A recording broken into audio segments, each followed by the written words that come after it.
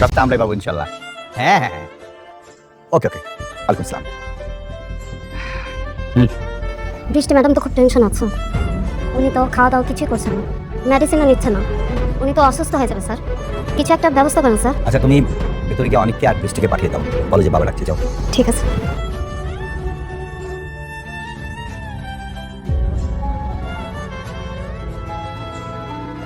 বাবা, কি ব্যাপার মা? শুনলাম তুমি নাকি ঠিকমতো খাওয়া দাওয়া করছো না, মেডিসিন নিচ্ছ না, কেন মা? আমার কিছু ভালো লাগে না বাবা। মা, ভালো না লাগলে হবে? তুমি না এমনিতে অসুস্থ, টেনশন করছো না? বুঝতে পেরেছি। কি ব্যাপার অনিক, তুমি মেঘলাকে ডিভোর্স কেন দিচ্ছ না? শোনো, তোমার এত কথা আমি শুনতে চাই না। 2 দিনের মধ্যে তুমি মেঘলাকে ডিভোর্স দিবে, এটাই আমার শেষ কথা। বাবা, আমি আরেকটা সুযোগ চাই। আমি আমার ভুলগুলো শুধরাতে চাই। অবশ্যই তুমি ভুলগুলো শুধরে নেবে। শোনো, 2 দিনের মধ্যে মেঘলাকে তুমি ডিভোর্স করো, তারপরে কাজে ফোকাস দাও, সব কিছু ঠিক হয়ে যাবে। ও অনেক একটা সুখবর আছে, সালিমা বিল্ডার্স গ্রুপ তাদের নতুন হাউজিং প্রজেক্ট রেডি করছে। তুমি কি এই বিষয়ে কিছু জানো? হ্যাঁ বাবা, আমি শুনেছি ওরা হাউজিং সোসাইটিতে একটা নতুন বিল্ডিং করার জন্য প্রস্তুতি নিচ্ছে।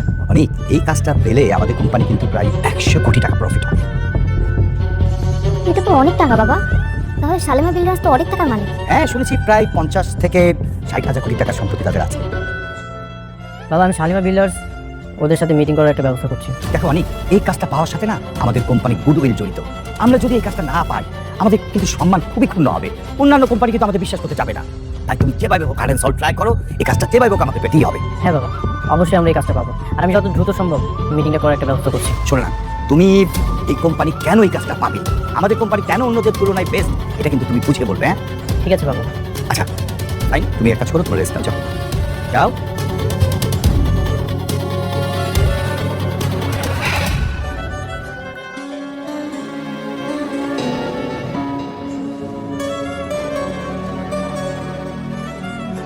না যাই, রাত হয়ে যেতেছে, দোকান বন্ধ করতে দেবো। হ্যাঁ এটা একটা রয়েছে, কি করতেছে কি করবো। চল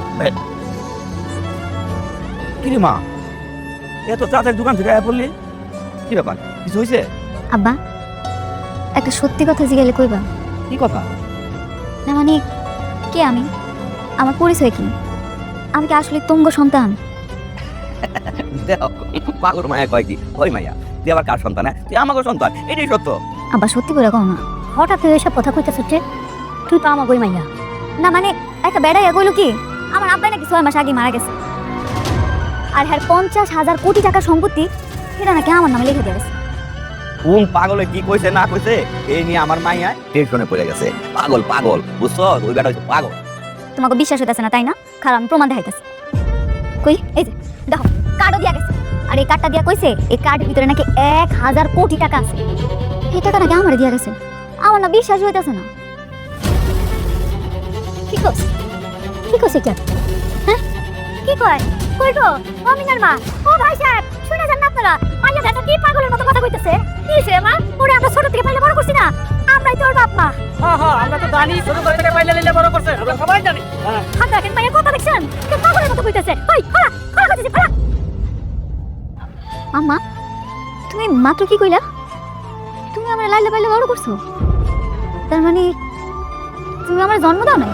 আরে কখন কি করতে হবে না করতে হবে সে সময়টা বুঝো না, না তোমরাও নিয়ে কখন কি করতে হবে না করতে হবে এটা বুঝো না। হ্যাঁ মারে তুই তুই আমাকে সন্তান, এটাই সত্য মা, আর কোনো কিচ্ছু নাই। তুই আমার সন্তান, আমাকে সন্তান।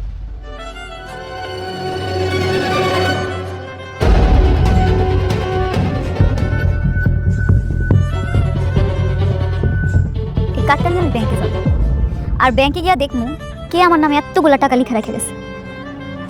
মারে ও মা, তোর যাওয়ার দরকার নাই মা, আমাকে কেন কষ্ট করে তুই ব্যাংকে যাবি? হ্যাঁ যাওয়ার দরকার নাই। আমি না করছি না তোর যাইতে, কোথাও যাইতে হবে না, আমরাই তো সব কিছু। গেলে আবার কোন বিপদ নাকি হয়ে যায়? বিপদ? বিপদ হইব কেন মা? আমি তো কোনো অফিসে যাবো না, আমি যাবো ব্যাংকে। একবার তোমার গিয়ে দেখতেই হইব এই কার্ডের মধ্যে সত্যি টাকা আছে কিনা, আর এতগুলা টাকা যদি থাইকাও থাকে কে আমারে দিছে, কি আমার আসল পরিচয়।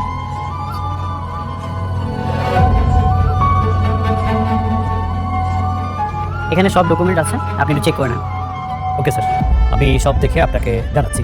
আই থিঙ্ক কাজ হয়ে যাবে। থ্যাংক ইউ, ঠিক আছে আমি তাহলে আসি। শিওর। আসসালামু আলাইকুম স্যার। ওয়ালাইকুম আসসালাম। কে আপনি? তুমি তুমি এখানে কি করছো?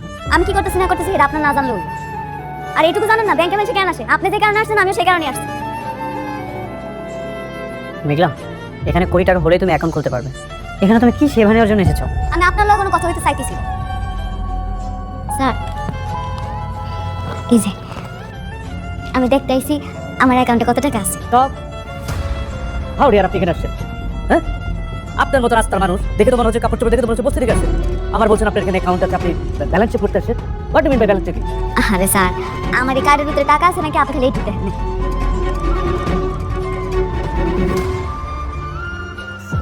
এই কার্ড তুমি কোথায় পেয়েছো? পুরো দেশে এই কার্ড আমরা ম্যাক্সিমাম কয়েকজন বিজনেসম্যানকে দিয়েছি। তুমি এটা কোথায় পেয়েছো? নিশ্চয়ই তুমি ধান্দাবাজি করতেছো এখানে। এটাই তো জানতে আইছি। আমার কাছে একজন আইয়া কইছে এই অ্যাকাউন্টের ভিতরে যত টাকা আছে এগুলো সব আমার। এই আমি জানতে চাইতেছি। মেঘলা, হয়তো কোনো প্রতারক তোমাকে কার্ডটা দিয়ে ফান করেছে, আর তুমি এখানে কার্ড নিয়ে চলে এসেছো। সবাই তোমাকে অপমান করবে, তুমি এখান থেকে চলে যাও। অপমানিত হলে আমি হবি, আপনার সমস্যা কি? সব জায়গায় নাক গলাইতে আসেন। আসতে পারি? শিওর, প্লিজ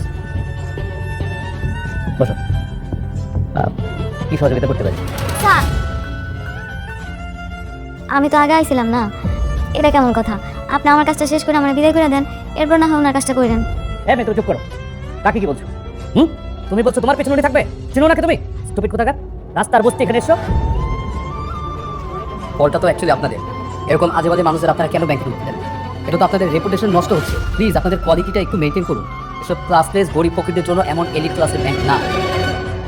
মেঘলা, এখান থেকে চলো। না, আমি আমার কাজ শেষ না করে কোথাও যাব না।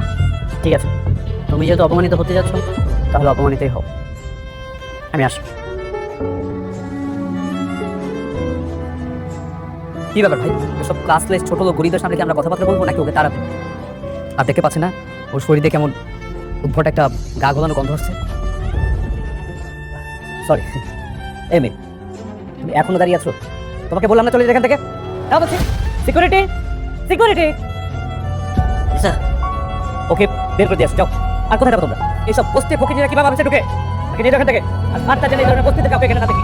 যাও নিয়ে যাও। দাঁড়ান স্যার, আপনার যেহেতু বিশ্বাস হইতেছে না, তাহলে আমি শালিমা বিল্ডার্স গ্রুপের ম্যানেজারের একটা কল দিই, তখন সব ঠিক হয়ে যাবে। এই মেয়ে, হাজবেন্ড করে সেখানে আমরা প্রতিদিন ওনার অফিসে গিয়ে বসে থাকি, আমাদের ব্যাংকের সাথে যেন তাদের বিজনেস ট্রানজাকশনটা হয়, আর তিনি এখানে আসবেন না? আমি ওনারা কল দিলে উনি ঠিকই আসবে। শোনো মেয়ে, আমার মাথা গরম করো না, ঠিক আছে? ভালো ভালো এখান থেকে চলে যাও, খাপ ধাক্কা দিয়ে বের করো। আপনার বিশ্বাস হইতেছে না? দাঁড়ান, আমি ফোন দিতেছি, একটু একটু অপেক্ষা করুন।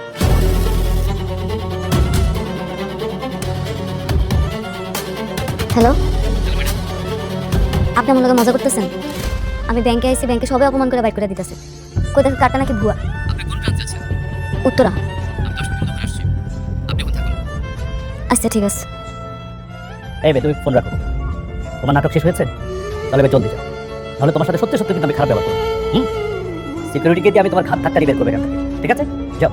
স্যার, আমি আপনার বুঝাইতে পারতেছি না, আমার 5টা মিনিট দেন, উনি কইছে উনি আইতাছে। কি ব্যাপার? এই তোমার লজ্জা শরম নেই? তুমি এখনো দাঁড়িয়ে আছো? তুমি দাঁড়িয়ে আছো কেন? ঘাত ধাক্কা দিয়ে রাস্তা ফেলে দিয়েছো, যাও। আর আমার কথাটা শোনেন স্যার। ম্যাডাম, আপনি ঠিক আছেন তো? এই, আচ্ছা আচ্ছা।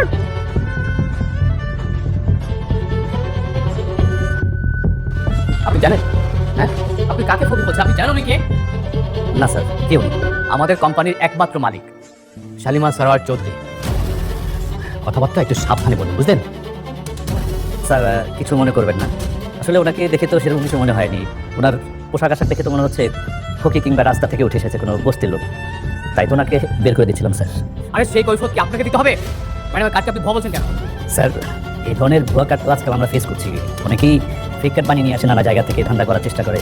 এই কার্ড দেখেও তাই মনে হচ্ছে স্যার। তাছাড়া এই ধরনের কার্ড তো, এলিট কার্ড তো আমরা ম্যাক্সিমাম কয়েকজন বিজনেসম্যানকে পুরো দেশের মধ্যে দিয়ে থাকি। ওনার কাছ থেকে এরকম কার্ড এক্সপেক্ট করতে পারছি না স্যার। আপনি সরি বলুন, উনাকে সরি বলুন। Sorry ma'am. আসুন, ভবিষ্যতে যদি এরকম কারোর সাথে খারাপ ব্যবহার করেন, তাহলে আপনার মেরুদণ্ড হাড় ভেঙে ওই রাস্তায় বসিয়ে দেবো। কথা বলে বড় থাকেন। চলুন ম্যাম, চলুন।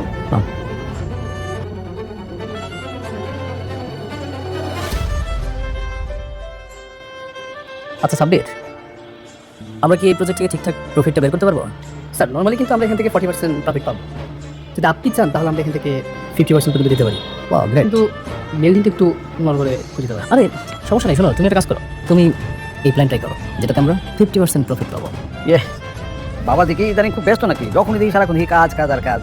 না আঙ্কেল, একটা নতুন প্রজেক্টের পিছনে ছুটছি। আচ্ছা আচ্ছা, এই প্রজেক্টটা যদি কোনোভাবে পেয়ে যায় না, তাহলে সব খরচ বাদ দিয়েও প্রায় 100 কোটি টাকার মতো প্রফিট থাকবে। 100 কোটি টাকা? আচ্ছা আচ্ছা। হ্যাঁ, 100 কোটি টাকা, অনেক কোটি টাকা, অনেক টাকা। এটা হচ্ছে শালিমা বিল্ডার্স গ্রুপের নতুন প্রজেক্ট। ও আচ্ছা আচ্ছা। আচ্ছা সাব্বির, তা তুমি তাহলে ওই ডিজাইনটাই করো, যাও যেটা বললাম।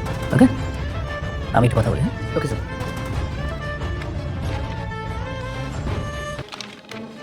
আসি স্যার, আসসালামু ওয়ালাইকুম আসসালাম।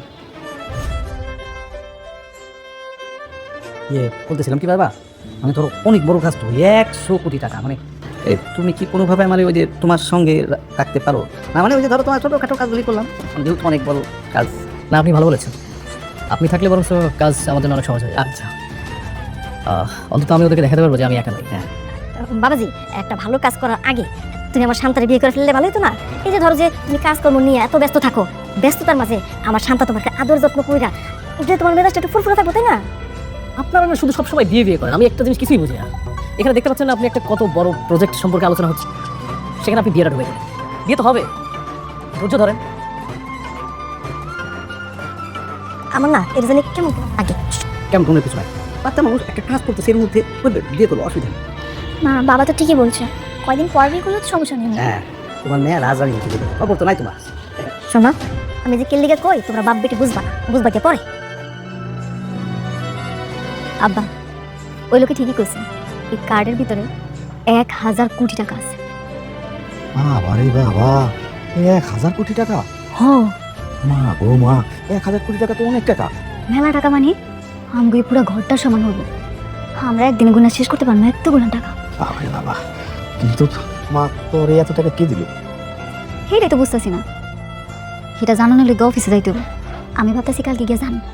না না, তুই কোথাও যাইতে পারবি না। ওইসব টাকা পয়সা নিয়ে তোর বড় ওখানে দরকার নেই।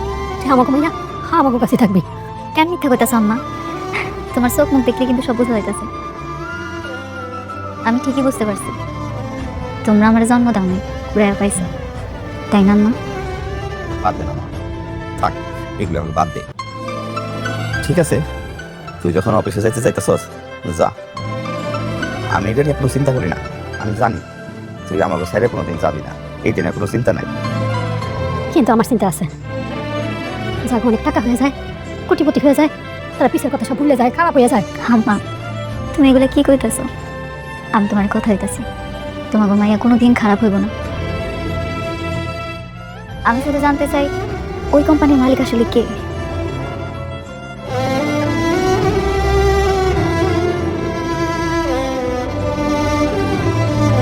কি ব্যাপার অনেক অনেক রাত হয়েছে, ঘুমাবে না তুমি? আগামীকাল শালিমা বিল্ডার্সের হেড অফিসে যাবো, সব কিছু রেডি আছে, যে করেই হোক আমাকে কাজটা পেতেই হবে। শুধু কাজ করলে হবে? যে শরীরের দিকে তো একটু তাকাও, কাজ কাল করো, এসো ঘুমাবে। এত রাতে কে ফোন দিল তোমাকে? এত রাতে সাব্বির কল করেছে। হ্যালো স্যার, আমি সরি বলে দিচ্ছি, এত রাতে কল দেওয়াটা ঠিক হয়নি। ওই যে রাতুলের বিষয়ে একটা খবর আছে। কি খবর? রাতুল কালকে শালিমা বিল্ডার্স অফিসে যাবে, একটা নতুন কাজের কন্ট্যাক্ট নিতে চায়। কি শালিমা বিল্ডার্সের অফিসে রাতুলও যাবে? ঠিক আছে, আমি আমার প্ল্যানিং চেঞ্জ করছি। দেখ, একটু ভেবে চিন্তা করো, এখানে কিন্তু অনেক টাকার প্রজেক্ট। কি বলো সাব্বির, রাতুরা সেখানে যাবে?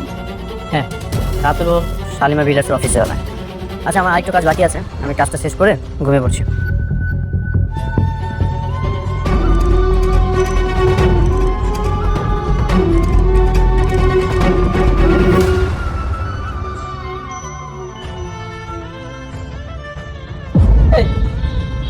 তুমি এখানে কি আয়াবয়ের চাকরির জন্য আসছো নাকি? আমি একটা জিনিস বুঝলাম না, তুমি যেখানে আসছো তোমার সিকিউরিটি গার্ডটা রাখ কেন? আগে যাওয়ার কথা, তোমার তো এইখানে তোমার কোনো কাজ নাই।